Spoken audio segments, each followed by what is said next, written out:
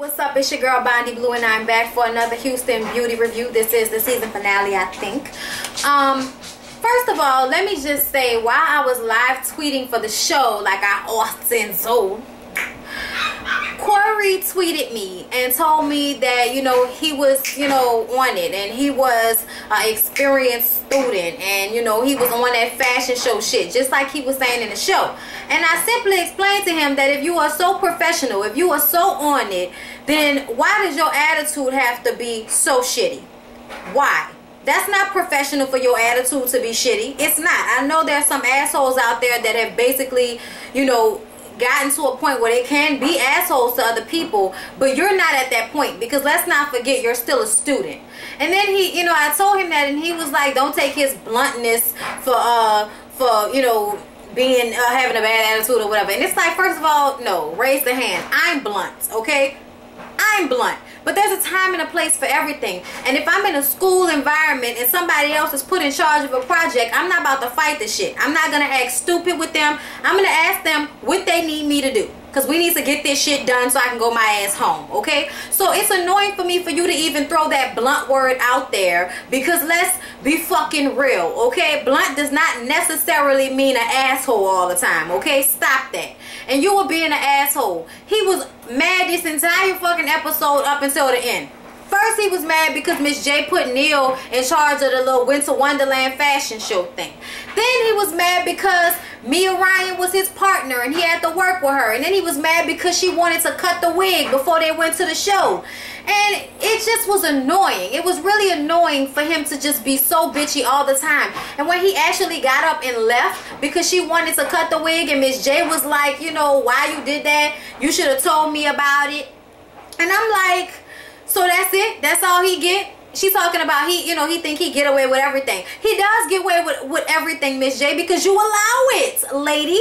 Okay? I try very hard not to be so disrespectful of older women when I do my reviews, but when older women act like fucking children, they get talked to like fucking children. It's just really what it is. And Miss J pissed me off this entire episode with the way she was acting. I don't think I will ever watch Houston Beauty again if Mia Ryan and Queensley are not on it. Queensley just had a single snippet that she released on Twitter. I heard it. She has a really great voice, you guys. The song was nice. Y'all should go listen to it. She's been retweeting it and stuff like that. So if you go on her Twitter, and it's also on SoundCloud. I don't know if it's been released in its entirety yet, because I didn't see one that was in its entirety. I just saw a snippet. But it was so nice. So y'all should definitely go check out her song. She's using this platform to do something for herself. And I give her a clap hand for that. Because there are a lot of people on this show that are just in the background being bitches that we will never see or care about again, okay? And I'm just, I feel like Miss J and her son and all of them are assholes. Some of the teachers too. Y'all are fucking assholes. Y'all just like this girl probably because y'all mad because she's young and she's cute, and y'all ain't young and cute no more. Y'all old bitches trying to teach these little young chapter children how to do deep waves, and at the same damn time deal with the fact that your ass done got old. Okay, now I don't necessarily dislike all of them, because I like Miss Burns and I like Miss Ely. You know what I mean? I feel like Miss Ely is the... Go ahead. Yeah, go ahead. I feel like Miss Ely is the one. We in here cooking, y'all. We in here cooking. Like, move, Brock. We in here. Get out of the damn way. Anyway, I'm sorry, y'all. I had to do a lot. Okay, I gotta get this video in while I'm in here cooking. Stuff gotta happen. Okay, ain't nobody got time for just to be stopping all the time when you got stuff to do. Okay, because Real Housewives come on, and I want to be able to eat and relax before that comes on, and I gotta do my review for that, so I have to get Houston Beauty in. Okay, all right. So, like I said, so Miss J. Here are my issues with Miss J. First of all, Miss J, now you want to say something to Corey? You should have been said something to Corey. Sorry, Corey, you needed to be told something.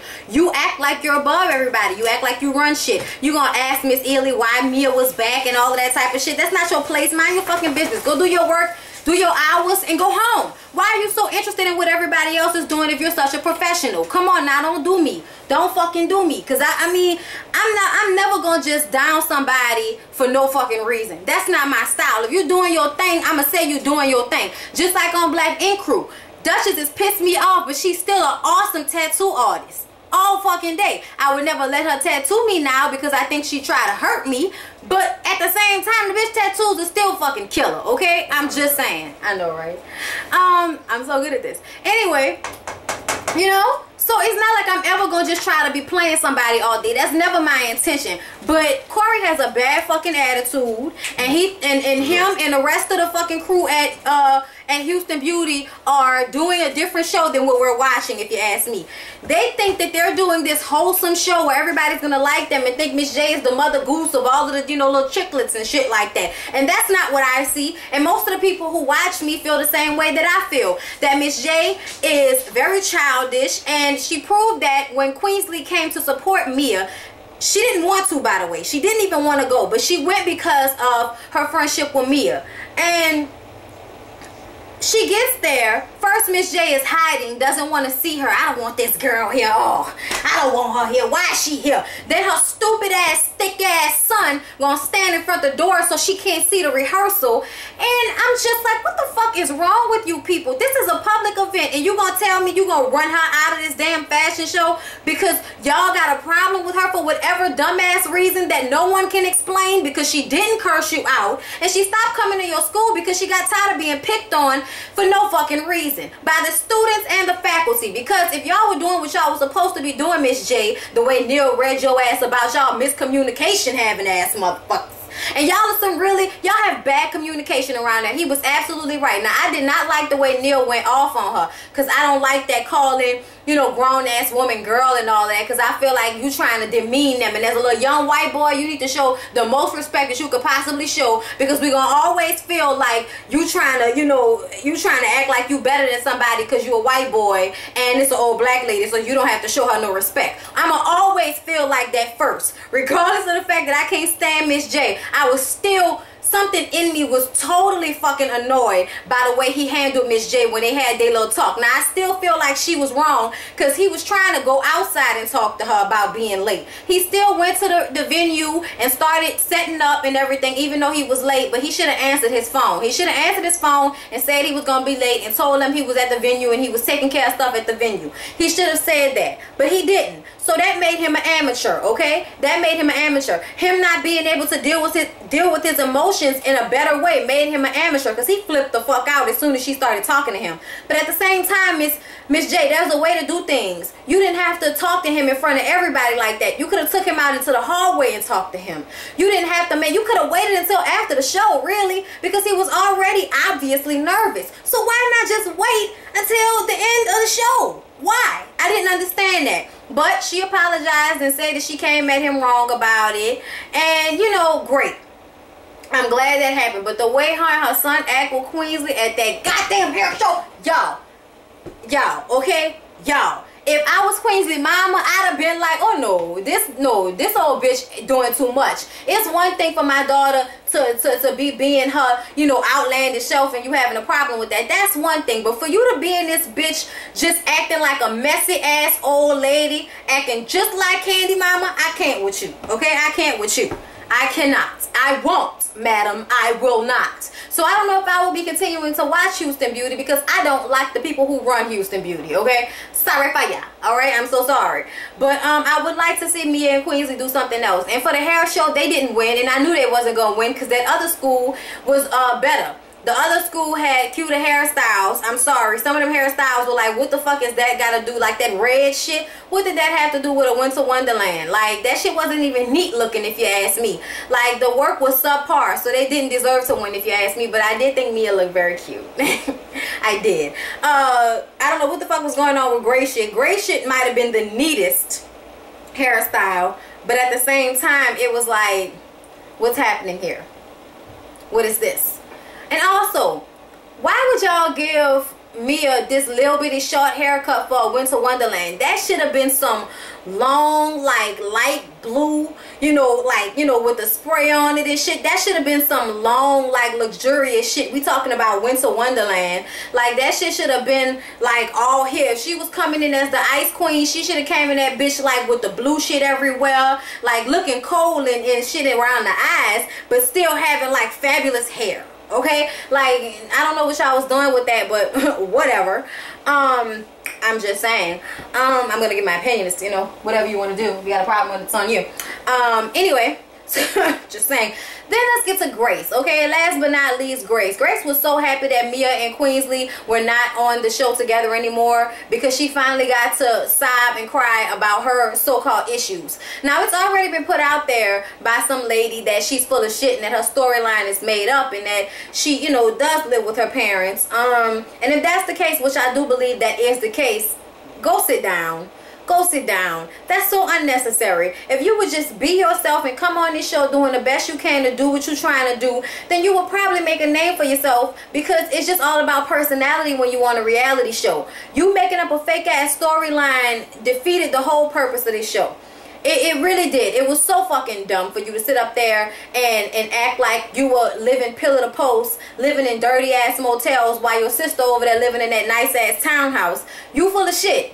Okay, because let me tell you something. I don't get along that well with neither one of my sisters. Okay, like the younger of my two older sisters, I do get along better with her now that we've gotten older. Okay, like that's my, and then I love her children to death. Okay, so don't get, you know what I mean. I'm just saying this to say that even though we may not see eye to eye, I would never ever ever have my sister out there with her kids. I would never have her out there with her kids.